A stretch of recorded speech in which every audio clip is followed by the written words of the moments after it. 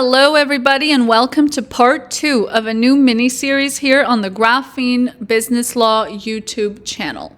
The series specifically is deciphering complicated, misunderstood, and confusing terms that we see in most commercial contracts. Yet most often, business owners and entrepreneurs might be too afraid to ask, waste legal time, and waste money on understanding what these terms really mean. However, you're running a really big danger there with signing a contract which includes terms that you might not necessarily understand. So this educational video is being put out by my law firm, Graphene Business Law, which offers business law services to entrepreneurs and business owners all across the province of Ontario, Canada, and we do so virtually. The first term in this video is force majeure. What does this term mean? Force majeure is a term that used to be in contracts to protect parties from events or risks arising outside of normal business risks, okay? So examples of this that we used to see in contracts going back not just years, but decades ago, in the spirit of a force majeure clause having been the Hail Mary clause, so to speak, used to be things like natural disasters, fires and storms and floods, government actions, wars, invasions, civil unrest, and infrastructure failures, transportation shutdowns, bridges and roads burned and decimated. It was this extreme, almost funny clause that lawyers used to put in contracts just because other lawyers were doing it and not necessarily. We were never putting force majeure clauses in there because we expected that societal or governmental actions of civil unrest and natural disasters of fires and storms and floods would actually affect our course of business, right? It was just boilerplate language for the most part. Of course, there having been exceptions. However, when COVID came around, force majeure became a clause that was heavily negotiated throughout the world and heavily debated, and became a clause for which billions, if not trillions of dollars of companies, including in that mass, by the way, small business owners such as yourself, enough business owners coming together are going to have millions of dollars of issues. They're going to have billions of dollars of issues. So it became a heavily contested clause pertaining to big money and big industry, because now we were in an economic environment where technically some businesses could run, but others could not. Some items could be shipped, but others could not. Some people could travel, but others could not. So that mystery zone, the whole question became whether that was a force majeure in and of itself. Generally speaking, and this is not legal advice, this is educational content being put out there, courts, and this is a synthesis of around the world, if you will, in common law jurisdictions, came to agree that something constituting that COVID-19 constituting force majeure in an attempt to escape contractual liability from parties in, of course, an agreement. 3 elements, big picture, had to be met. 1, that there was actually an unforeseeable event, which COVID was. 2, that event was outside of the parties' control, which COVID, conspiracy theories aside, which COVID was. And 3, that the happening of that force majeure event rendered the performance of the contract, so in otherwise rendered you doing your job as a business owner in a contract impossible or impractical. And that was the part in question, which I mentioned, some business owners could travel, others could not. Some goods could be still shipped internationally, others could not. So that became a case-by-case trauma that haunted the courts for years, and COVID force majeure clauses are still found in courts. In terms of language we see in force majeure clauses, because of course I love to give the examples as well, we're going to be seeing language such as, the party affected by force majeure will not assume any liability under this agreement. And then there's exceptions as to, what would happen. Did the party take practical and reasonable efforts? What insurance policies will be in place? What are we defining as force majeure? Because we don't just slap that, 2-term label in a contract, right? Like I mentioned at the beginning of the video, we're going to be defining it, and typical definitions used to include acts of war, acts of God. Those are very common terms in a force majeure contract.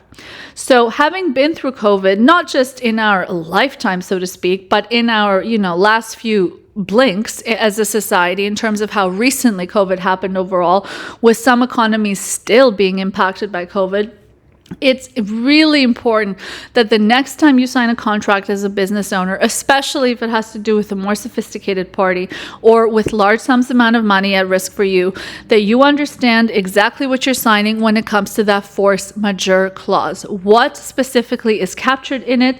What protections will you have in place? Who is the party that's being held not responsible or not liable? Are both parties protected by the force majeure clause? Is it only one of the two or one of the however many parties? Make sure you ask whatever lawyer you get in front of clarifying questions regarding the force majeure clauses you are agreeing to by virtue of signing that agreement. And of course, here at Graphene Business Law, we can help you. We are experienced in helping you navigate complex contractual terms, including force majeure. If you're new to the channel, welcome. My name is Pam Matani, and I'm a business lawyer of many years and the founder here at Graphene Business Law, a law firm offering business law services to entrepreneurs and business owners, and serving business owners and entrepreneurs virtually and throughout the province of Ontario, Canada. If you're new to our YouTube channel, you're going to want to like this video, show your support, and of course, click subscribe. We post content here on YouTube multiple times a week that is free educational content for business owners and entrepreneurs.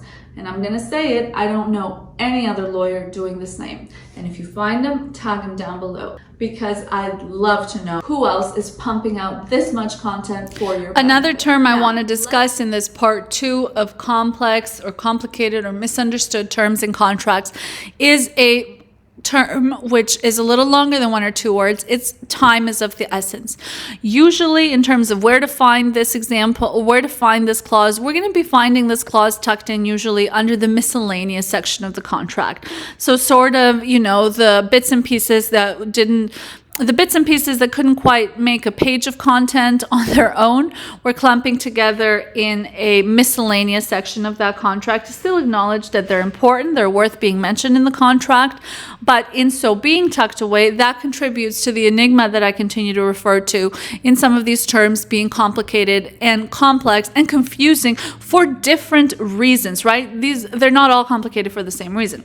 Time of the essence is one of these terms. Time of the essence, I think any reasonable business owner would have some understanding that we're talking about move efficiently, right? Move quickly even, although that might not be correct, but move efficiently, do things in a timely, professional manner when it comes to your obligations under a contract as a small business owner or entrepreneur.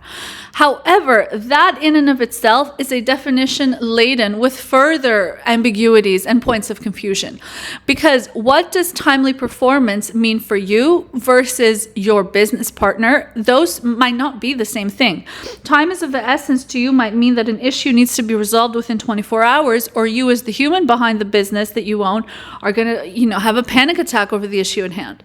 Time of the essence for a more sophisticated business person might mean 7 business days. So again, these videos are educational content to equip you and empower you that when you go in front of a lawyer next time, you make really good use of the time you two have together and the money you're paying for that time, including meeting with us here at Graphene. You get to the point right away and you say, time of the essence is something I'm worried about. I'm dealing with a business partner in a different time zone. I'm dealing with a business partner in a different jurisdiction. I'm dealing with a business partner that I think works at a different pace than I do, whether they work more quickly or more slowly. How are we defining time of the essence? What specifically is the time period I have to handle a business issue or dispute or breach, of the contract, for example? Am I given 24 hours? Do we have, 7 business days? Is the end of a business day 5 p.m.? Are we counting it up until midnight on that day? How are we defining time of the essence? Sample clauses we'll see here are going to start with, the parties each party agrees that with respect to each and every obligation and covenant contained in this agreement, time is of the essence. But again, that's generic in and of itself. So where I, thinking practically and of course always advocating for the best interest of my clients as Pam Matani as a lawyer, I would put something here that says, for example, for further clarity, actions, pertaining to time is of the essence are to be performed in a manner as per XYZ. So each party, for example, has 48 hours in which to resolve a matter on their own, and after that point, they have to declare to the other party that there's officially an issue going on. And then they're given a further period of time, maybe 2 business days, maybe 3 business days, whatever the case may be, to resolve the matter in its totality. If this cannot happen, then this consequence follows, right? We need to be very clear. You should not be entering business with a partner in a way that you are trying to walk on eggshells because you don't want your partner to know what you're really thinking. If you can't get on the same page, including on terms such as time is of the essence, that should be a red flag to you. Why do you have these concerns about somebody you're doing business with?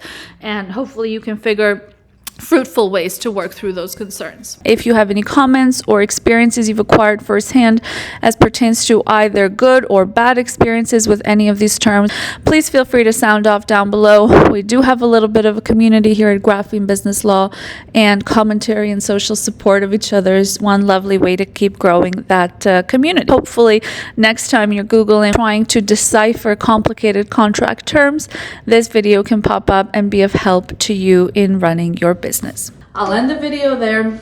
Give this video a big thumbs up, and please click on the subscribe button down below. It helps more than you know, and it certainly helps the ominous almighty YouTube algorithm so very much. So thank you for watching, and if you're a business owner or entrepreneur in the province of Ontario looking for legal services and legal advice, you can visit our website, graphenebusinesslaw.ca, find ways to contact us there and get in touch. And of course, send us an email at info@graphenebusinesslaw.ca. Thank you for watching.